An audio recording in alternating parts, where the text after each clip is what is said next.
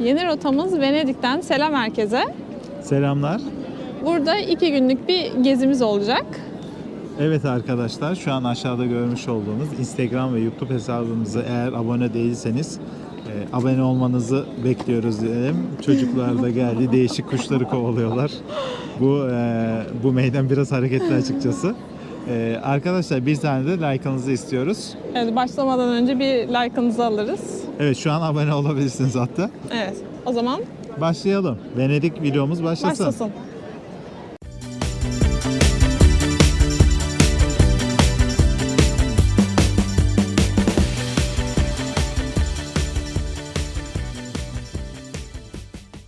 Arkadaşlar Venedik Havalimanı'na iniş yaptık.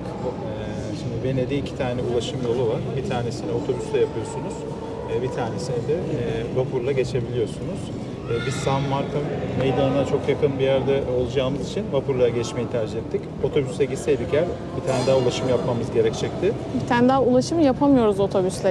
Yürümek zorundayız. 2 kilometrelik bir yol var. O da Venedik için de çok zor. Valizle falan. Gerek de yok zaten. Yani. Çok da fiyat şeyi olmuyor. Evet. 2-3 euro için. Şöyle göstereyim. 15 euroya aldık bileti.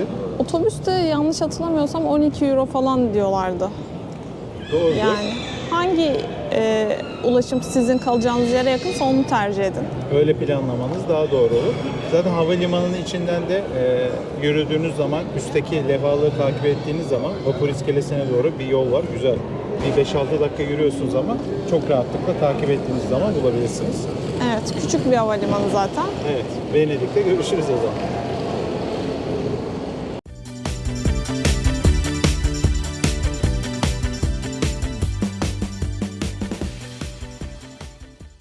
Evet, şimdi Vapuretto'dan indik.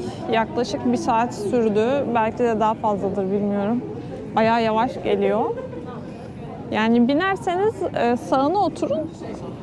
Daha manzaraya yakın daha hakim oluyorsunuz. Daha güzel oluyorsunuz. oluyor. Yani video falan çekebilirsiniz. Evet, biz buradan yani artık biz şu an otelimize geçeceğiz. Valizimizi falan bırakacağız. valizleri bırakalım. Sonra gezmeye başlarız. Evet. Akşam da olsa başlayacağız.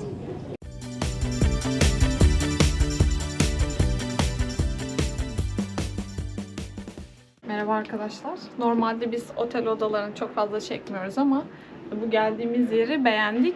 Ama şöyle bir şey oldu. Resepsiyonda check-in'imizi yaptık.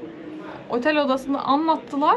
Kağıda da yazılı verdiler ama bir türlü otelin içinde bulamıyoruz. Yandaki binayı sanırım birleştirmişler. Biraz Labirent gibi içinde dolandık falan. Bir 10 İki dakika. tane görevliye sorduk. Sonunda bulduk ama. Kadın geldi gösterdi. Dedim ki gösterir misiniz? Bulamadık. Sağ olsun gösterdi. Şöyle hızlıca gösterelim. O da bu şekilde. Evet. Yani hoşumuza gitti. Biz normalde çok kaldığımız yerleri paylaşmıyoruz. Burası Şöyle. Klasik bir otel. Burası San Marco Meydanı'na çok yakın bu arada. Biz işte 3 gece kalacağız. Kahvaltı da dahil aldık. Yani 3 geceyi 236 euro ödedik kahvaltı dahil. Ama tabii kış sezonu şu an. Yaz sezonlarında bu fiyatlar olmaz diye düşünüyorum. Evet, şöyle de aşağıda meydan gözüküyor zaten şu yollardan gittiğinizde. Hemen üstümüzü değiştirip gezmeye başlayabiliriz hayatım. Evet arkadaşlar, şu an Venedik'in kalbi olan San Marco Meydanı'ndayız. Arkamızda görmüş olduğunuz San Marco Bazilikası. Biz de müsait olduğumuzda oraya gireceğiz. Onun içinde de çekmeye çalışacağız. Hemen onun dışında yanında da Dük Sarayı bulunuyor. Bu tarafa baktığımızda da görmüş olduğunuz Çan Kulesi oluyor. Hemen etrafı meydanı gezdiğimizde de bu şekilde gösterelim hayatım.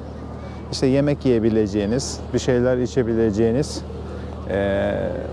ana meydanı burası. Bir tane de müze var karşıda. Evet, karşıda bir adet orada müze gözüküyor. Hemen bu tarafa çevirdiğimizde hayatın saati göreceksiniz. Astronomik saat oluyor orası. Devam edelim. Gezimize başlıyoruz. Evet, şu an Şubat ayında olduğumuz için Şubat'ın 14'ünden Mart'ın ilk haftasına kadar ya da başlarına doğru bir maske festivali olacak. Onun için hazırlıklar yapılmaya başlanmış. Bir sahne hazırlanıyor. Şu an biz biraz tarihsiz bir tarihe denk geldik. Maske Festivali'nden 2-3 gün önce Venedik'ten ayrılmak durumunda kalıyoruz. Onu kaçırdığımız için biraz üzgünüz ama belki bir sonraki festivale Bir sonrakine. katılabiliriz. Hadi gidelim.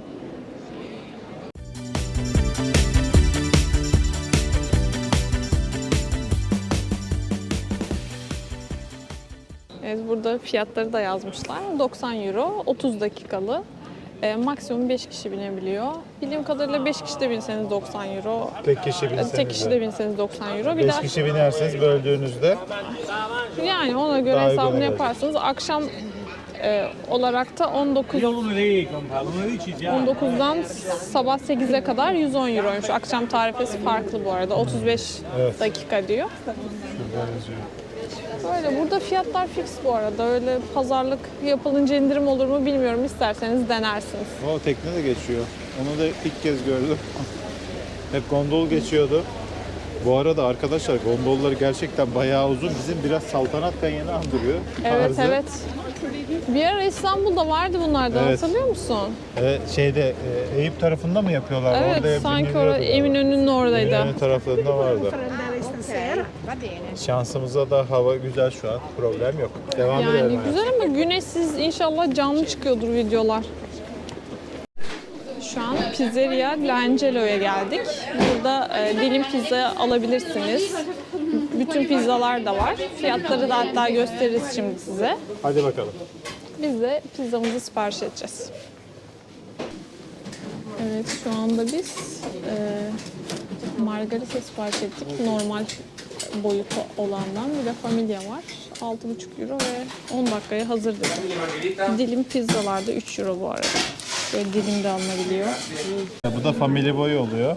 Evet, şöyle Bayağı büyük. eli gösterebiliriz yani. Evet, pizzamızı aldık. Hemen açıyoruz. Şöyle. 10 dakikada pişti. Güzel görünüyor. O Afiyet zaman olsun. bize afiyet olsun. Evet, pizzamızı yedik şimdi. Nasıldı sence? 10 puan üstünden yorumlarsak mı? Ya, yine 7-8 veriyorum çünkü hamurları güzel. 7 olur. 8 fazla. 8 fazla Yani mı şimdi diyorsun? biz biliyorsun ki Napoli'de pizza yedik yani. Evet, Napoli'den şimdi sonra onunla tabii ki kıyaslayamayız. Venedik için iyi bir pizza. Ama hani çok büyük beklentiye girmeyin. Zaten fiyat performans bence. Venedik Bence de. için uyguna Uygundu. yemek yiyebileceğiniz güzel bir yer ama oturup yemeği tercih ederseniz tabii ki de size uygun bir yer değil. Ona göre başka yerlere bakmanız gerekebilir. Ama tavsiye ederiz yine yani uyguna Evet, ayaküstü yiyelim, işimizi geçelim görsün diyorsanız derseniz. tavsiye ederiz arkadaşlar. Geldiğinizde değerlendirebilirsiniz. Biz gezmeye devam Devam edelim biraz da.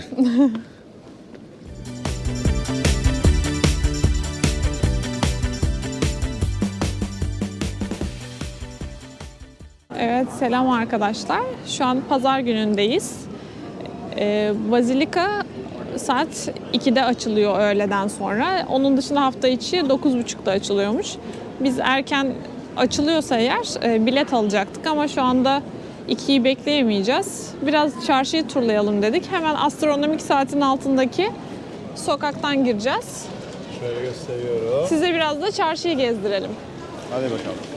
Bu arada şöyle gösterebilirsin. Buranın Murano Adası cam işçiliğiyle ünlü.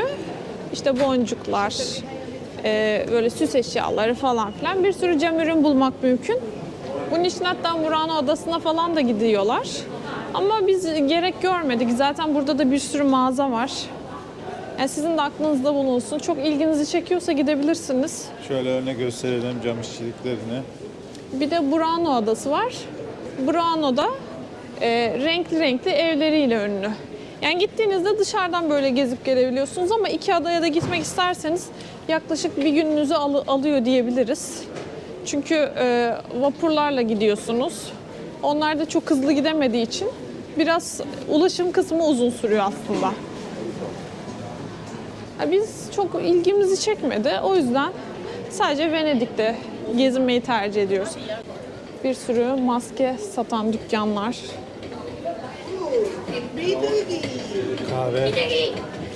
Kahve ile ilgili. Pandora. Pandora Lacoste. Solaris. Güneş gözlükleri de var. Şeyden de bahsedelim hayatım. Normalde Avrupa'da pazar günleri Evet. her yerde Özellikle en son Almanya'da hiç açık bir yer bulamamıştık. Burası turistik olduğundan mıdır bilmiyorum. Hani normal mağazalar da açık, işte H&M vesaire gibi. Bu ünlü markalar da keza öyle. Çok güzel koktu bak şurası da. Pizzacı, bak dilim pizzacı sanırım. Hütte diye bir yer. 5 euroymuş. Evet, koku çok güzel.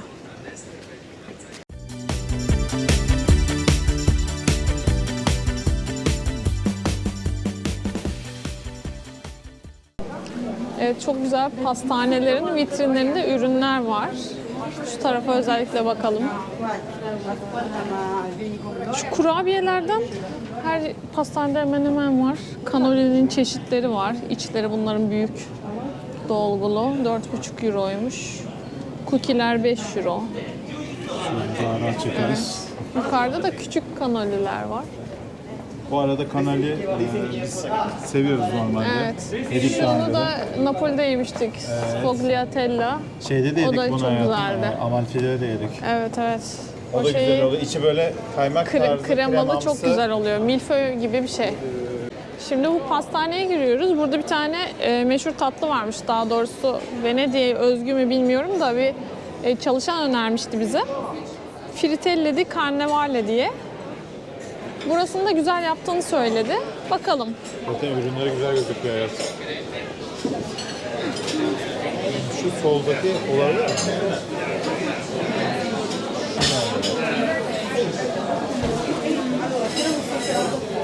Nokta atışı yaptım. Fratelli. Frittelle de Carnevale diyor. Şu.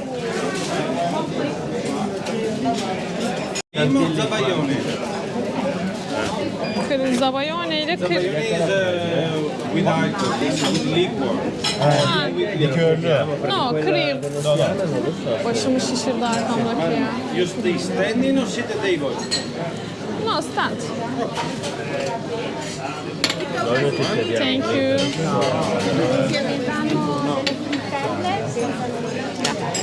Şimdi aldık. Bunların içi kremalı ve zabayonlu olanı varmış. Zabayonda içinde likör var dedi. Biz kremalı olandan söyledik. Görüntüsü bu şekilde. İçinde krema var. Ben de çekeyim. Bu arada arkadaşlar fiyatlarını da belirteyim. Bir adedi 2.40. Yani 2 euro 40 cent. Evet. Bir bak Bakayım mı? bakalım tadına hayatım. Yani dur bakayım. Bence onun içinde peynir de var.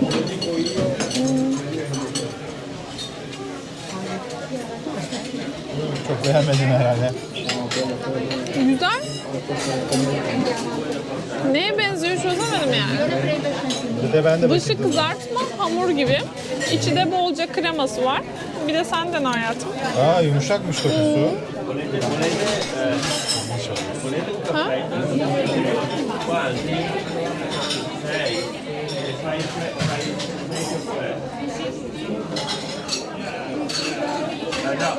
Şöyle krema içi.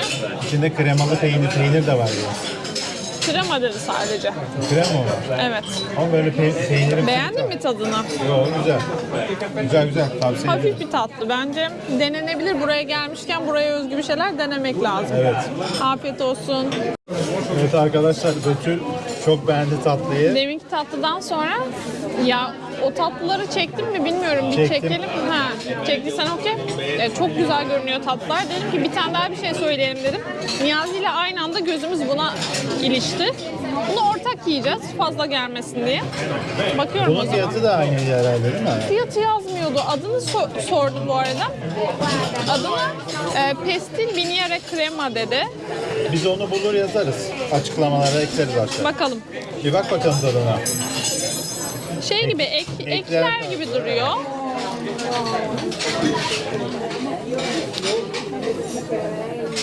Dokusu yumuşak. Güzel. Başarılı.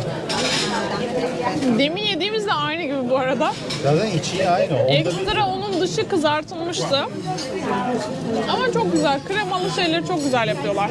Bu arada az önce yediğimizde arkadaşlar o kızartma ama öyle ağızda bir yağ tadı çok bırakmadı. Yani ben rahatsız olmadım açıkçası. Bir de kuru üzüm de vardı onda. Evet, üzüm de vardı. Onu da seviyordum. Bitimine yakın kuru üzüm gördüm. Onun dokusu çok böyle yumuşak, elastik bir doku. Bu biraz daha kıtırımsı herhalde. Sen de bir dene. Ben sonra bakarım. Afiyet Tamam. olsun sana. Teşekkür ederim. Sonra biz devam ediyoruz. İlk yediğimiz fritella'ya adet başına 2,40 euro ödedik. Ondan sonraki yediğimiz pasta olarak geçiyor. Sanırım ondan sonrakiler standart fiyat. O da 1,70'ti tanesi. Oturursanız ekstra koperto ücreti alınıyor. Genelde İtalya'da biliyorsunuz soruyorlar ayakta mı oturacak mısınız diye. Biz zaten ayakta yedik. Evet, toplamda 6,5 euro verdik. Evet 6,5 euro. 6,5 euro verdik. Güzeldi. Şu an Evet. Şu Burayı an bizi tavsiye idare ederiz eder biraz bu. arkadaşlar. İsmi de şöyle. Zaten buranın şubeleri var. Pasta çeşitleri yani de bir gayet iki iyi. yerde vardı. Lezzetli. Kahve falan içmek isterseniz oturarak şey yapabilirsiniz. Bizim şu anda yorgunluğumuz yoktu. Oturmayı tercih etmedik. Evet. Birazcık da yağmur çiselemeye başladı şu an ya. Yapacak bir şey yok. Karşımızda hemen bir tane de müze var. Evet, Burada yine konserler vesaire oluyor anladığım kadarıyla. Etkinlik seviyorsanız böyle şeyleri takip edip bilet alabilirsiniz.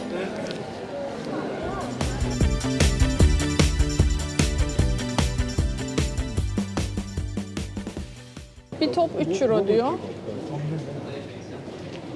2 top 5,5 euro, 3 top 7,5 euro. Dondurma istiyor musun? Dondurma isteyebilirim aslında da sonra bence. Şu an daha yeni tatlı yedik ya. Tamam. Ama dondurma istenir tabii ki de. İtalya'ya gelmişken. Nomination da var. Nomination bileklikleri çok moda oldu. Şu fiyatları gösterebilirsin.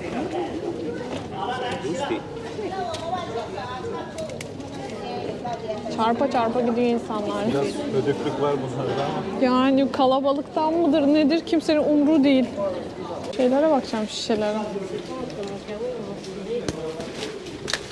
Hadi bakalım girelim. Şu şeyleri çekelim biraz.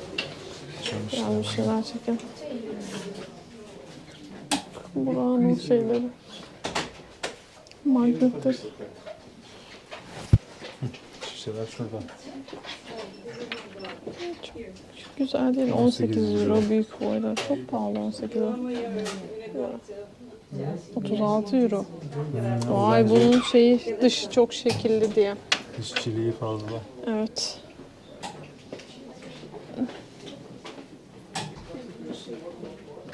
Camlar çok güzel.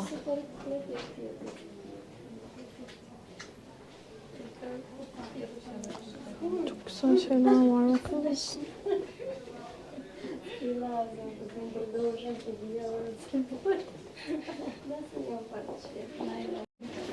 El işçiliği yazıyor 50 euro. Oyuncak. Şunlarda bakın buralar glass silver diyor. Sanırım gümüş kolye 30 euro. Bunlar hepsi el yapımı anladığım kadarıyla. Çok güzel. Saatlere bak, saat kadrajlarına bile yapmışlar. 15 euro şunlar. Uygunmuş. Ama dışı çirkin.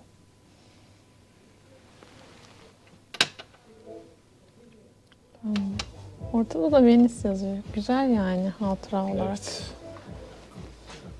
Avluda içeri girdik diye müziği açtı yani. Telif yiyelim diye. Şöyle hızlıca Çok maskeleri güzel. gösterelim. Saatlere bak, çok güzeller. Tamam, bir şey yapabiliriz Bu bence. şekilde. Evet, buradan da çıkıyoruz. Çok güzel.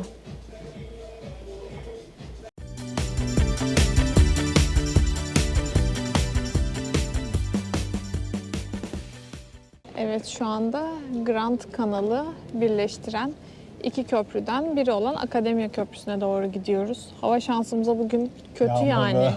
Şemsiyeyi de bıraktı Niyazi. Bir tane daha büyük olan vardı.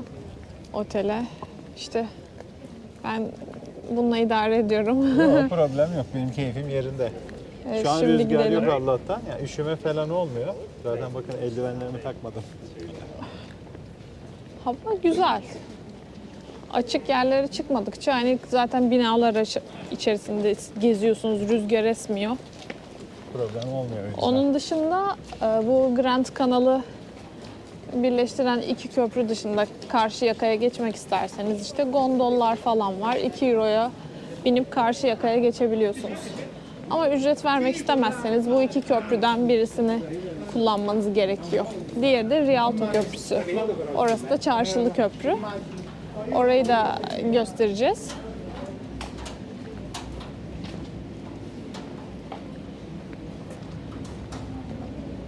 Stüdyo, enstitü varmış burada. Evet, sol tarafta bir Evet. enstitü var. Turist kafileleri geliyor. Çöp poşetlerini giymişler üstlerine. Hafta sonu burası daha kalabalık oluyormuş. İtalya'dan da hani kendi vatandaşları geliyormuş. Yurt dışından da geliyorlar haliyle. Ama bugün herhalde hava kötü diye yine o kadar kalabalık değil bence. Kumrular. Burada her yerde kumrular. Bir de çok enteresan şekilde kuşlar hiç Kaçmıyorlar, kaçmıyor. değil mi? Çok alışkın. Ben Evet, şu an Akademya Köprüsü'nü görüyoruz. Biraz fazla merdivenliymiş. Akademya Köprüsü 1930 yılında inşa edilen bir ahşap köprüdür. İsmini yakınındaki Akademya Galerisi'nden alıyor. Köprü, San Marco ve Dorsoduro bölgelerini birbirine bağlayan bir köprü. Aynı zamanda Grand Kanal'ın üzerinde bulunuyor. Bu yüzden de oldukça meşhur. Buradan Grand Kanal manzarasını izleyip fotoğraf çekilmek için güzel bir nokta açıkçası. Venedik'e gelmişken mutlaka ziyaret etmeniz gereken noktalardan birisi.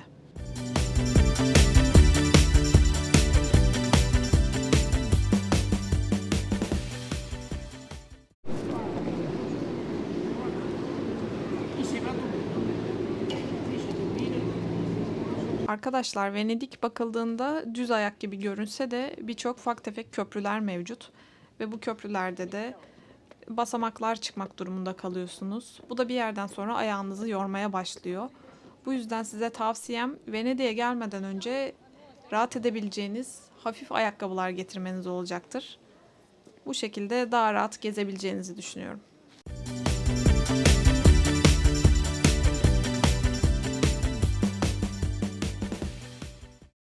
Evet, Venedik'te her yerde maskeci dükkanlar var, maske yapan. Burada da kendi isteğiniz üzerine maske yaptırabiliyorsunuz. İçeriden bilgi alabilirsiniz demişler. Mesela kitap ayraçları da var, 21 euroymuş. Böyle tabii bu kişiye özel yapılınca da ona göre fiyatlar artar. ve yapımı yapılıyor. Evet. Muhtemelen hazırlara göre daha fazla. Mağazanın ismi de şöyle. Yani Söyleyemiyorum şu an. Macana yazıyor ama Evet, değişik. nasıl okunuyor bilemiyoruz. Böyle kalıpları falan işte. Ara sokaklarda böyle mağazaları bulmak Evet. mümkün. Genelde hazır maskeler var ama böyle el yapımı yapan dükkanlar da mevcut.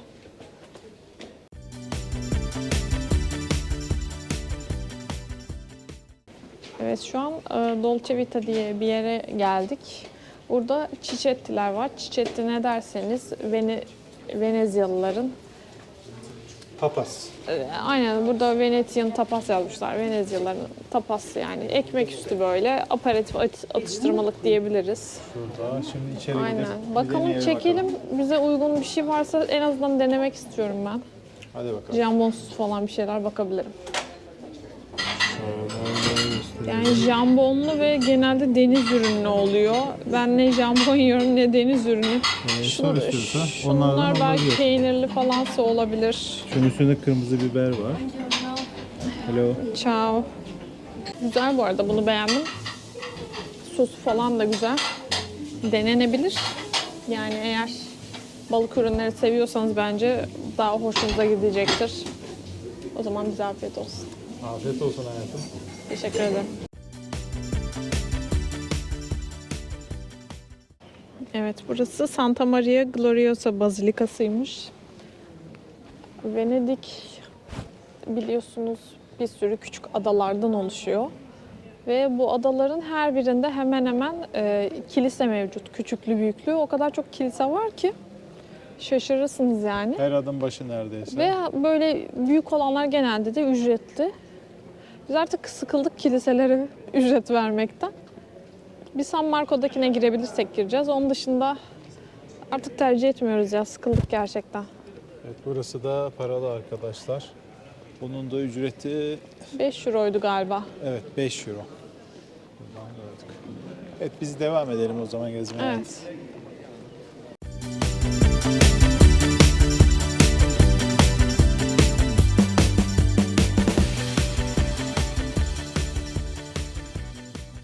Evet, burası da San Giovanni Evangelista Müzesi olarak geçiyor.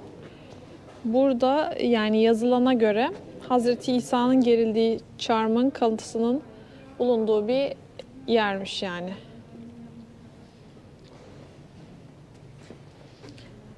Buranın da giriş ücreti arkadaşlar Evet, söyleyelim 10 10 euro. euro. Öğrenciler 8 euro. Öğrenci grup halinde gelirse 3 euro yazıyor. O da o Türk vatandaşlarını kapsamadı herhalde. Muhtemelen. Bu şekilde vaktiniz olduğunda gelebilirsiniz.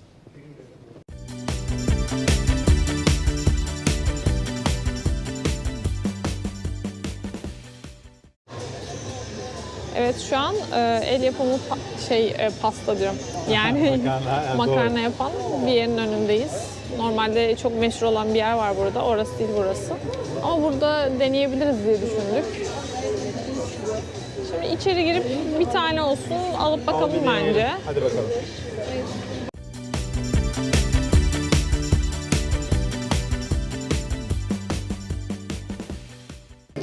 Makarnayı hemen bir suya soktu çıkardı. Sosu da böyle hazır. Bakalım. 8,5 euro verdik. Onu da belirtelim. Evet. Bir tadına bak bakalım. Çok kalın. İnşallah bakabileceğim bugün.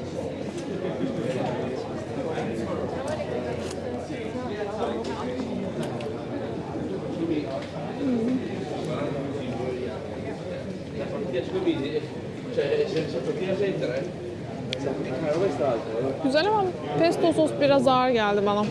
Fazla mı? Yani domates tercih etsek daha iyi olabilirmiş sanki. Ama sürekli pizzada da domates yediğimiz için dedik değişiklik yapalım. Tamam, şeysiz sossuz ya.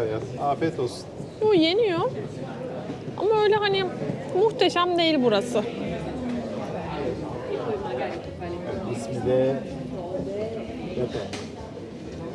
Evet, şu anda Grand Kanal'ı birleştiren köprülerden bir diğerine gidiyoruz. Vardık hatta diyebiliriz. Adı Rialto Köprüsü.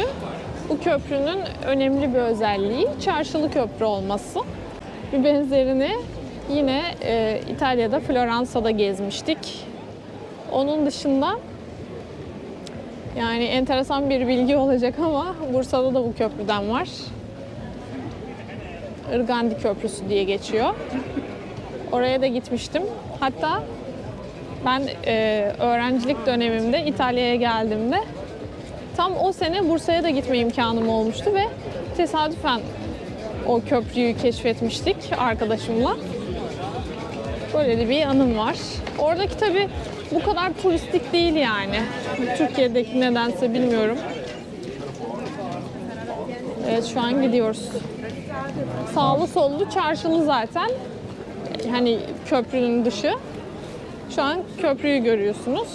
Evet, şu an bazı mağazalar açık.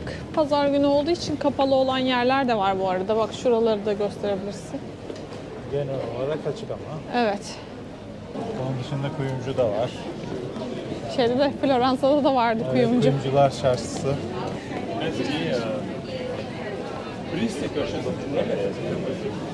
Ortasında da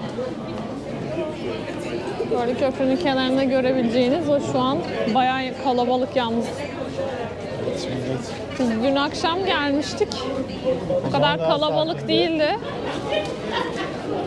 Yine Şöyle şimdi sol gündüz taraftan gözüyle bir çekelim. çekelim. Çekebilirsek.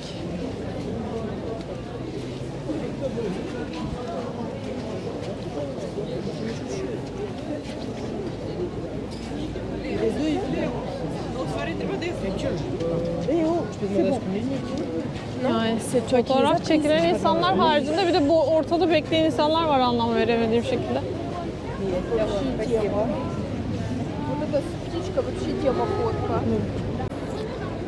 Bu arada arkadaşlar akşam da buranın manzarası gerçekten çok etkileyici. Evet. Akşamda gelmenizde fayda var.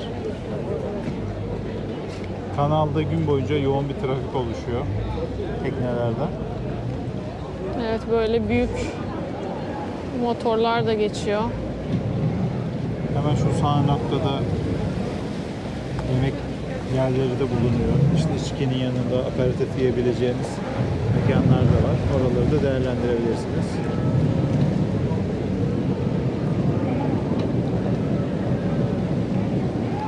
Bir de buranın arka tarafı var. Orayı da gösterelim hayatım. Gösterelim. Yalta Köprüsü'nün diğer noktası da burası oluyor. Şu an şurada bir boşluk bulduk. Şöyle göstereyim.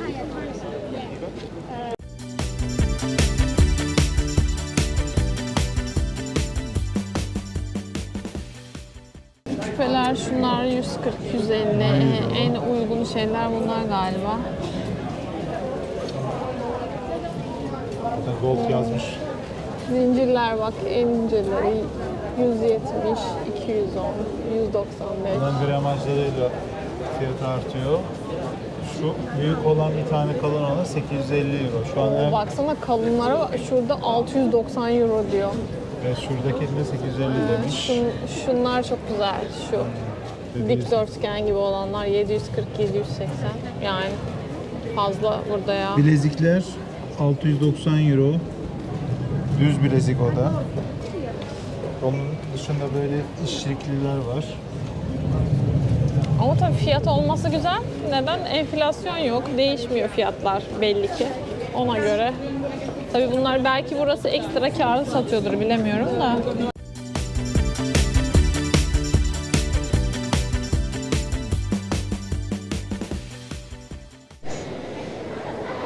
Şu an DFS AVM'deyiz.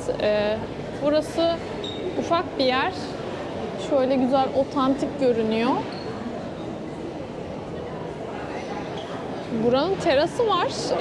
Terasına eğer gelmeden 2-3 hafta önceden kayıt yaptırabilirseniz 15 dakikalık çıkıp ücretsiz fotoğraf falan çekilebilirsiniz.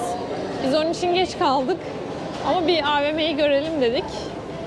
Öyle yani.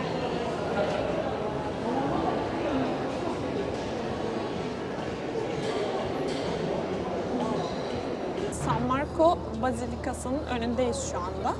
Bazilikanın hemen balkon kısmında 4 tane at görüyorsunuz. Bu atlar Bizans İmparatorluğu zamanında Konstantinopolis, yani şu anki ismiyle İstanbul'dan, hipodromdan getirildi. O dışarıda görmüş olduklarınız atların replikası. İçeride orijinalleri mevcut. Biz birazdan girebilirsek içeride onları da çekeceğiz sizler için. Onun dışında bu dışarıdaki mozaiklere bakarsak resmediler. Şu kısımda bizi ilgilendiren bir olay var. Hemen bakalım. Şuradaki resme gelecek olursam, şimdi bu resmin hikayesini anlatıyorum. San Marco, Venedik halkı için kutsal sayılan birisi. Hatta Venedik'i koruduğuna inanılıyor. San Marco öldüğünde Mısır'a defnediliyor. Orada cenazesi.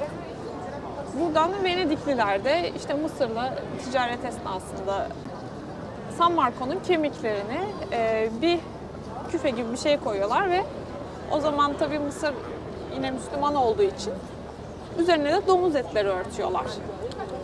Normalde tabii aramalar sırasında üstte domuz etlerini görünce şeylerde, görevliler de hani kapatın geçebilirsiniz diyorlar. O şekilde kemikleri oraya kaçırılıyor. Şimdi buradan sıraya girip bilet alabilirsiniz. Eğer online bilet alırsanız onun sırası diğer tarafta hızlı sıra olarak geçiyor, yani beklemeden. Ama Ama biz kışın geldik. Şu an burada çok sıra yok ve hafta içi pazartesi şu anda. Hafta sonu gelirseniz sıra oluyor ama ona göre önden belki alabilirsiniz. Ücret de değişmiyor bu arada. Fiyatları aynı.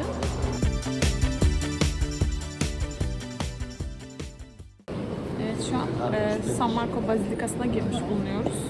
Biz online almadık bileti. 3 ayrı olarak bölümler var. Onlara ayrı ayrı ücret ödeniyor. Şu an biz Bazilika ile başladık. 3 euro burası. Şöyle bileti de Beraber gösterelim. Bazilika'yı gezelim. Bu arada GoPro'yu açmadık bir problem olmasın diye. Ama içerisi gerçekten Altın işlemeler, altın varak. şahane.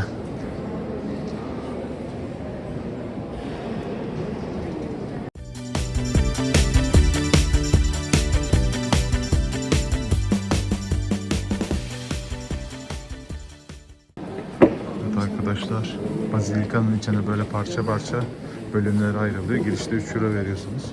Devam etmek istiyorsanız 5 euro vereceksiniz. Şöyle ödemeyi yaptınız. Örnek yandaki turnikeden geçiyorsunuz ve diğer bölgeye geçiyor.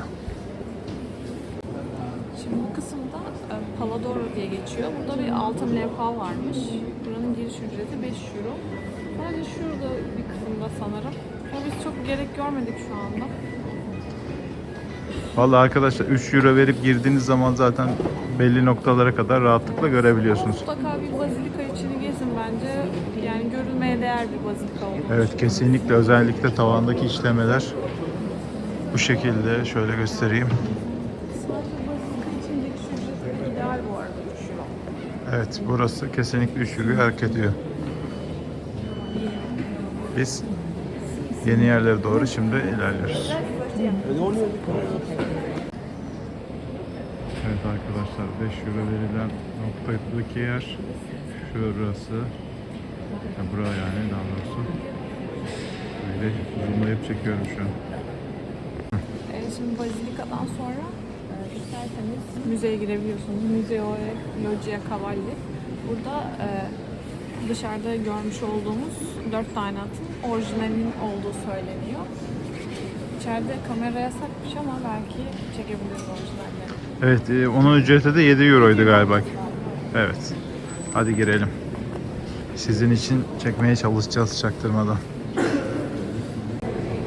Evet şimdi müzeye giriyoruz. Ay şu an Güzel bir merdivenler bizi bekliyor. Giriş ücreti 7 euro kişi başı. müze biletlerimizi aldık. Şöyle arkaları bu şekilde. Bir de farklı desenler. Evet arkadaşlar bu desenler girişte zeminde var. Geldiğinizde dikkat ederseniz değişik bir tasarım yapmışlar. Evet, şimdi içeriye girdik. Problem olmadan çekmeye çalışacağız yine.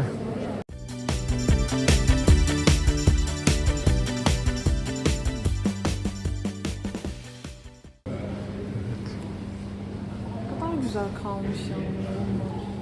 Evet genel olarak hatasız duruyor. Eksik. Bunda da az bir parça sol üst köşede eksiği var.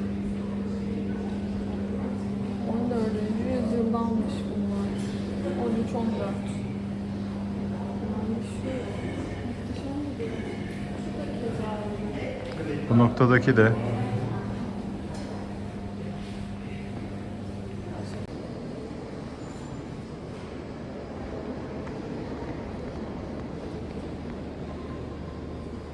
Karanlık ya şuralar. Biraz daha aydınlatmak çok güzel çıkar.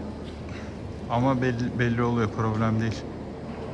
Şuraları gezmek isterdim ama oraları Zaten giriş yok korumak için. sanırım. korumak için. Zaten kısmi olarak şeyde restorasyonda. Vay canına. Buralar iyi.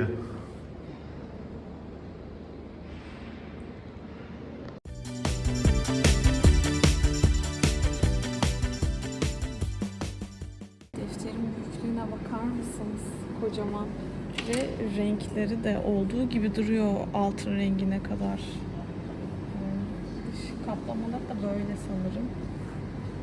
Ve bayağı sert bir materyal anladığım kadarıyla. bu şekilde korunabiliyor olması gerçekten müthiş bence.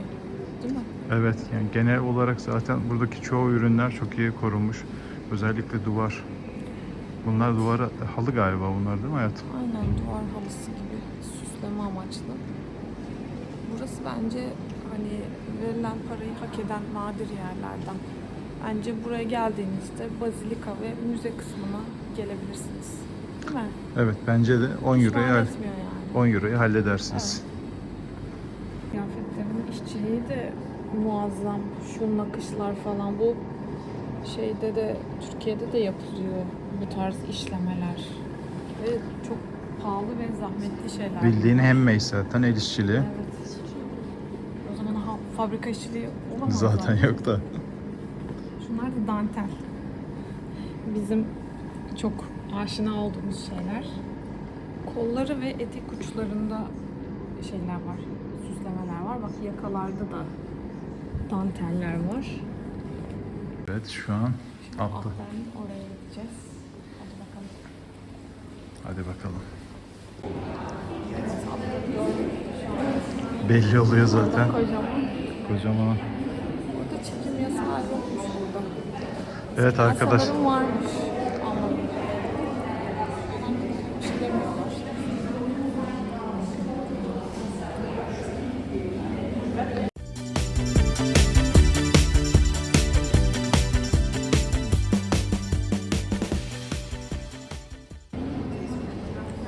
Atların oradan geldiğimizde hemen şöyle bir balkondan aşağıyı görebiliyoruz.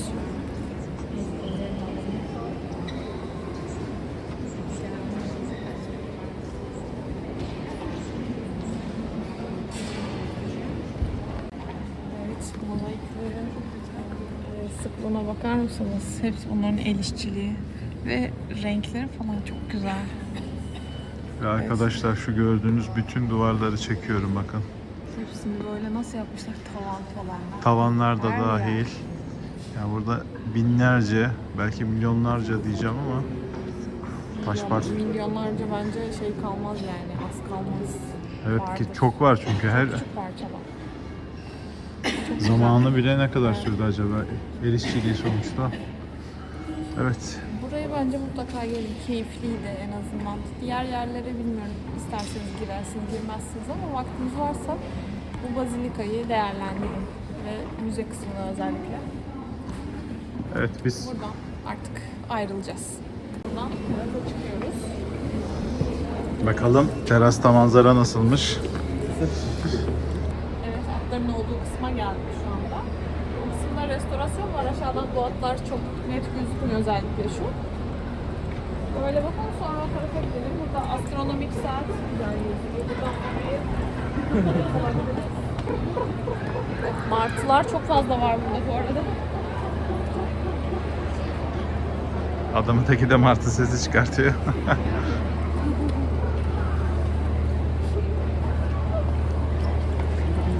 Evet, saate buradan daha yakınız. Şu anda. Saat. Parça güzel. O biraz isli ama. Evet, bugün bir Hafiften bir sis var. Dün Sis de vardı var. gerçi. Gerçi kış havalarında genelde yaşadığımız bir durum oluyor. Evet, karşımızda görmüş olduğunuz Aziz Mark Saat Kulesi 1499 yılında yapımı tamamlanmış bir astronomik saattir. Bu kuleyi önceden rezervasyon yaptırarak rehber eşliğinde gezebiliyorsunuz. Üzerinde çok güzel motifler mevcut ve tepesinde 2 tane figür bulunuyor. Bunlar her saat başı çanı çalıyorlar. Ayrıca kuleden San Marco Meydanı'nı gören güzel bir manzarası da mevcut. Dilerseniz gelmeden rezervasyon yapıp ziyaret edebilirsiniz.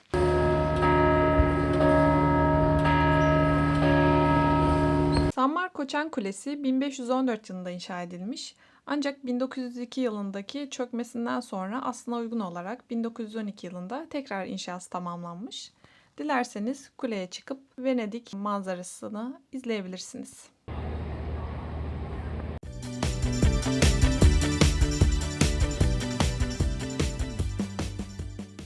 Evet, şu an biz yeme içme yerlerinin oraya şöyle bir turlayalım dedik. Burada Florian diye bir kafe var. Burası sanırım buranın en eski kafesiymiş. Fiyatları da birazcık pahalı.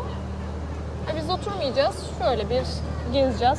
Bu meydan genel olarak yeme içme konusunda pahalı olabilir. Onu da hesap edin. Ama hani keyifli olsun, oturayım bir kahvemi içeyim derseniz olabilir. Neden olmasın? Evet, burada fiyatlar da yazıyor. Bakabilirim. Hayatım gel buraya. Evet. Espresso 7 euro. Evet arkadaşlar, biraz pahalı burası. Buradan belli oluyor. Diğerlerine bakmaya gerek yok. Yani espresso'nun 7 euroluk, latte 12 euro. Latte 12 euro yani bir öğün yemek parası. Biraz pahalı arkadaşlar. Evet. Ama buradaki garsonların kıyafetleri falan da böyle tam smokin vesaire. Yani diğer yerler bu kadar pahalı değildir bu arada. Bence buraya özgü bu fiyat. Muhtemelen. Ama içerisi falan çok güzel görünüyor. Evet, otantik bir havası var. Eski bir yapı. Evet, şu an buranın en yüksek puanlı yerlerinden birine geldik. Pasta alacağız. Biliyorsun, pasta mı ya? Burada Tamam, pasta işte, makarna. makarna alacağız. İngilizcesini söyle. Evde makarna. Bakalım dünkü yediğimiz yeri çok beğenmemiştik. Evet, Bu da geldik. umut vaat ediyor gibi. Evet. Ve şu anda saat kaç? 1:30. O yüzden sıra bu kadar az. Akşama doğru sıra artar muhtemelen. Gelecekseniz onu dikkate alın. Uy. Sosu doldurmuş. Apieto, iyi akşamlar. Thank you. Thank you. Grazie mille. Çok tatlı ya. Tüm bildiği Türkçe kelimeler söyledi. Bu arada 2 çeşit makarna seçilebiliyor. Bir burgu var sanırım. Bir de dünkü yediğimiz gibi spagetti var. Ben uzun şekilde spagetti seçtim.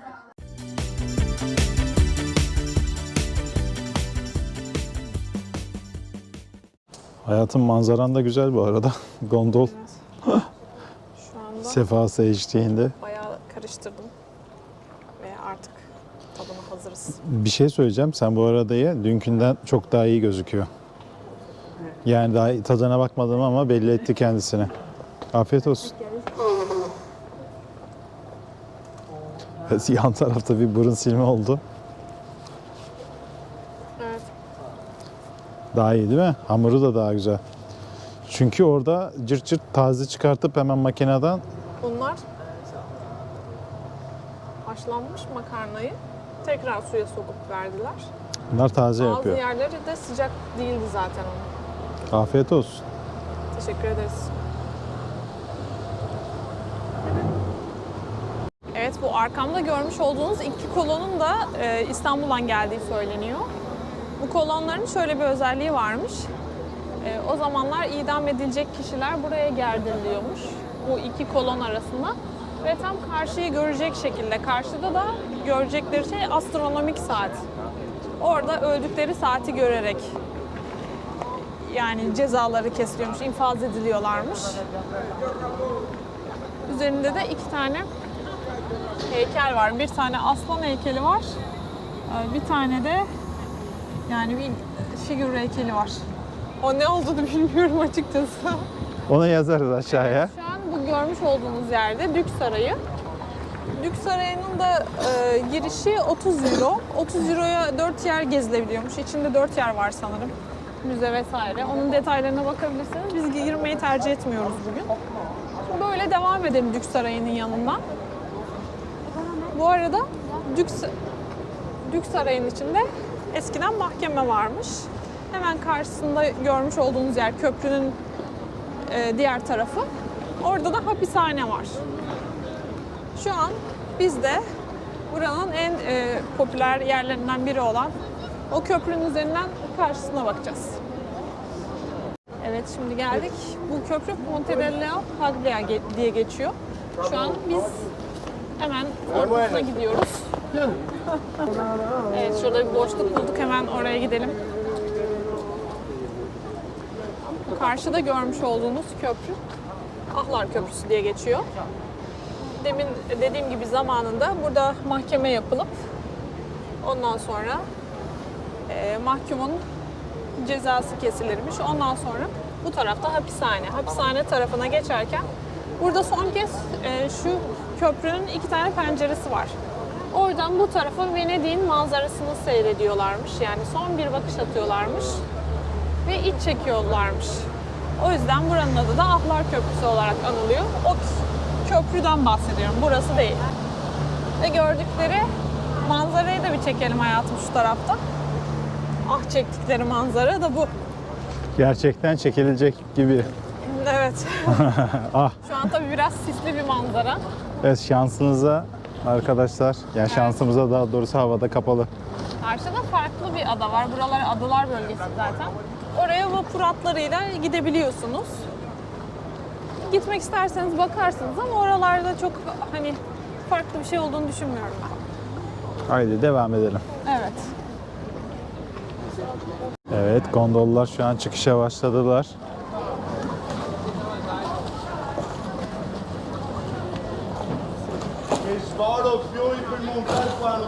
Çok zor ama ya. Evet arkadaşlar, bunları biz biraz gözlemledik. Gerçekten kullanan kişiler bayağı kuvvetli ve dayanıklı olmanız lazım. Bir de içte maksimum 5 kişi binilebiliyor. Adam kendi de etti 6 kişiyi hani Motorsuz şekilde, manuel şekilde götürüyor adam. Helal olsun. evet, bu aktif firmasının Venedik içi vapurları ulaşımı mevcut. Buradan tek bilet 9,5 euro. Yani bunları kapsıyormuş. Onun dışında Aerobus diyor. Aerobus bu şey Havalimanına havalimanı gider. otobüsünü de kapsıyor. Bunu Aferin. bir günlük alırsanız 25 euro. Bir gün içinde istediğiniz bu ulaşım araçlarını kullanabiliyorsunuz. Biz dönüşümüzde kullanacağız onu, şeye gideceğiz. Tren istasyonunun oraya bırakacak. Oradan da buradan artık ayrılacağız. Şeyin içinde, Venedik'in içinde yürümek istersek 2 kilometre, 2,5 kilometreye yakın bir yol var. Valizlerle çok zor o yolları yürümek. Bu vapur hatlarını kullanın San Marco'ya gelirseniz eğer, yani kalmak için.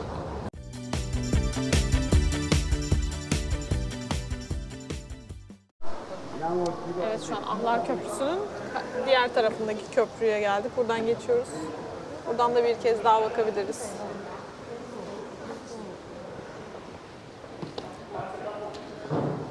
Venedik'e geldiğinizde böyle vaktiniz de varsa girin sokaklara, dolaşın. Hani her yere birçok yoldan gitmek mümkün. Google Maps kullanıyorsanız da eğer gideceğiniz noktayı seçin ama başlat kısmına basmayın. Öyle haritadan bakarak takip edin. Ama vaktiniz yoksa çok öyle kafanıza göre gideceğiniz yeri bulmaya çalışmayın. Kaybolabilirsiniz. Zaman kaybedersiniz. Evet, bir de sokakların çoğu birbirine çok benziyor. O yüzden. Evet, buraya arkadaşlar en az bir Venedik'e 2 gün ayırmanız gerekiyor. Tam böyle hakkıyla gezmiş olursunuz. Evet. Kendinize hani biraz daha serbest zaman verebilirsiniz. Öyle kaybolmalı sokaklarda, böyle boş boş yürümeli. Hepsi birbirine benziyor bu arada. Birkaç yere girdik, Niyazi diyor ki biz buradan daha önce geçmemiş miydik? Çok benziyor çünkü.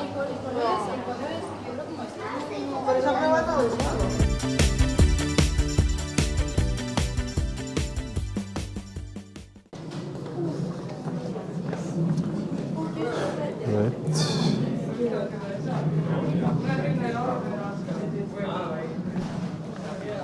Evet, tiramisular hazırlanıyor. Canlı canlı. Biz de tadıma hazırlanıyoruz şu anda. Oo, çok güzel.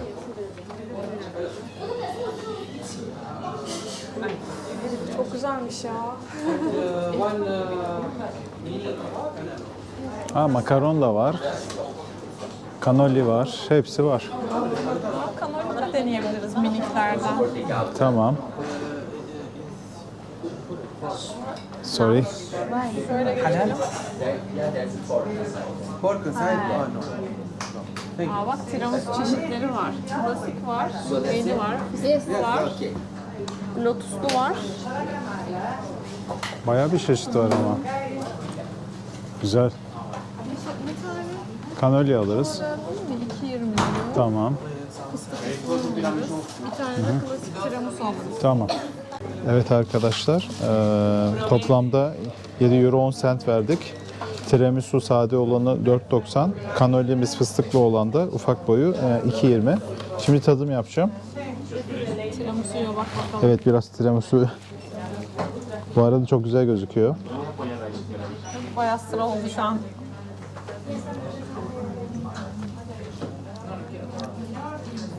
Bir şey söyleyeyim mi? Gerçekten çok güzel.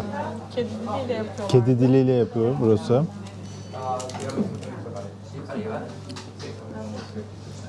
Harika arkadaşlar. Burayı kesinlikle tavsiye ediyoruz. Gelin. Tatlı da seviyorsanız sizi kesinlikle tatmin edecektir. Kanolaya da bak.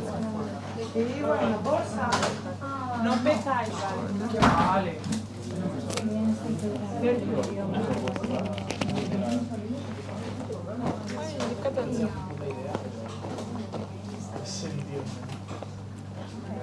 Bu da başarılı. Hadi o zaman bize afiyet olsun. Teşekkürler. Arkadaşlar gerçekten az önceki yediğimiz tiramisu şahaneydi. Evet. Kanola da çok güzeldi bu arada. da Çıtır çok- çıtırdı. Çok başarılıydı. Çok memnun kaldık. Dün tesadüfen biz önünden geçtik oranın. Baktık sadece hani tiramisu üzerine bir yer. Ve çıkarken de içeride sıra olmuştu yani. Mutlaka gelince Evet, tadın. oraya %100 tavsiye ediyoruz.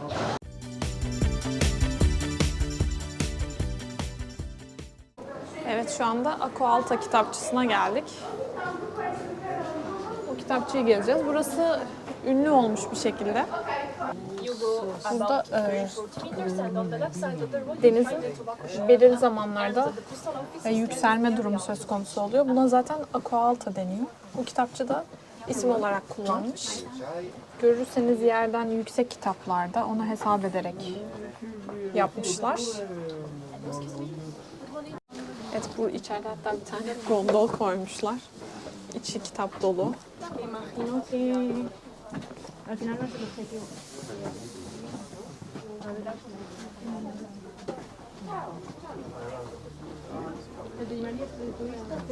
Burada da yine aynı şekilde. Burada da küvet var. Evet. Evet, bu kitapçının en önemli özelliklerinden birisi. Bu dışarıda gondol var. İnsanlar gelip oraya işte oturup fotoğraf çektirip geri gidiyorlardı. Şu an kapamışlar. No entry diyor. Broken deck. Sanırım 40 falan var orada galiba. Şansımıza. Belki dedim fotoğraf çekiniriz. Artık başka sefere.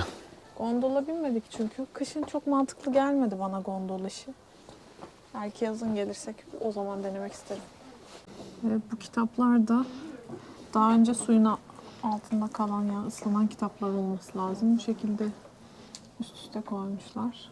Buraya çıkalım bakalım oradan görebilecek miyiz bir şey. Burada normalde o az önce gördüğümüz yerde fotoğraf da çekiliyordu. Şeye oturulup bu Gondola. Ama şu an kapalı. orayı kapatmışlar. Açıkçası orada fotoğraf çekiniriz diye gelmek istemiştim ben buraya.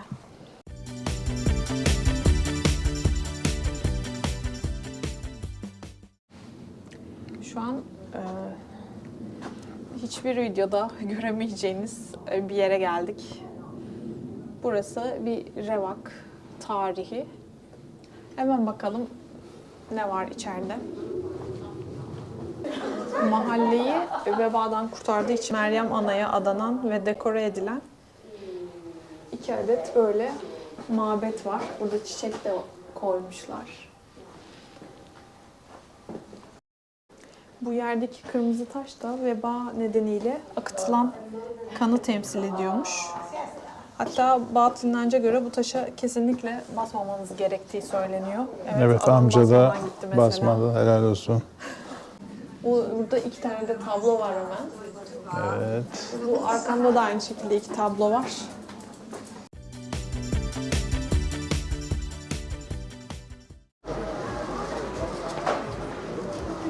Evet, şu an dondurma alacağız.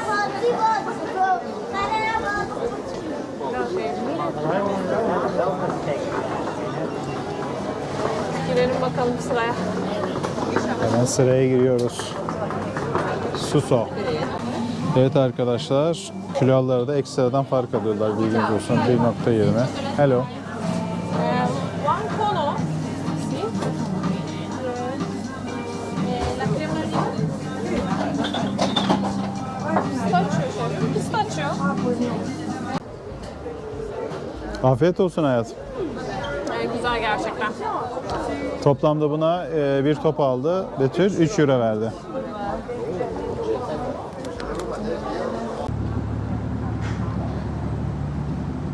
Evet, burası da müzeymiş. İsmi Cadadoro, yazarız. İçeride resim tarzı şeyler varmış sanırım. Hani merak ediyorsanız, ilgi duyuyorsanız bir araştırıp bakıp gelebilirsiniz. Şehir içi vapur hatları. Evet arkadaşlar, bir vlogun daha sonuna geliyoruz. Burada Venedik vlogunu bitiriyoruz. Bizi izlediğiniz için teşekkür ederiz. Eğer şu an aşağıda görmüş olduğunuz Instagram ve YouTube hesabımızı takip etmiyorsanız, takibe alırsanız mutlu oluruz. Bir de like'ınızı bekliyoruz. Bir sonraki vlogda görüşmek üzere. Kendinize çok iyi bakın. Hoşça kalın.